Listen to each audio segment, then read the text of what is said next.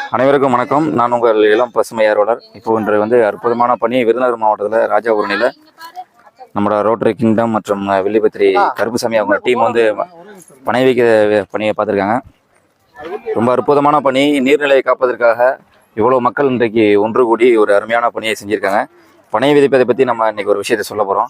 பனை விதை எப்பொழுதும் நம்ம ஆமை ஓடு போல் நம்ம விதைக்க வேணும். பாருங்கள், இப்படி மல்லாக்க விதைச்சாலும் பனை முளைக்கும். ஆனால் நம்ம பூமியோட ஈஸியாக தொடர்பு கொள்றதுக்கு இந்த பனை விதை இந்த வேர் விடுறதுக்கு இதுதான் ஈஸியாக இருக்கும்.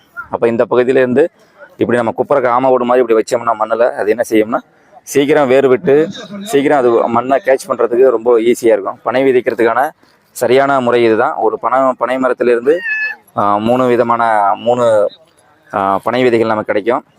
இது பனம் இது கொஞ்சம் காஞ்சி போயிருக்கு. அப்போது இந்த ஜூலை மாதம் தான் சரியான சீசன்.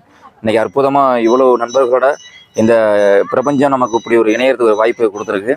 நாம் தொடர்ந்து இந்த காணொலியை பார்க்குற ஒவ்வொருவரும் ஒவ்வொரு அவங்கவுங்க பகுதிகளில் கிடைக்கக்கூடிய பனைமரங்கள்லேருந்து விதையை சேகரித்து இது சரியான தருணம்.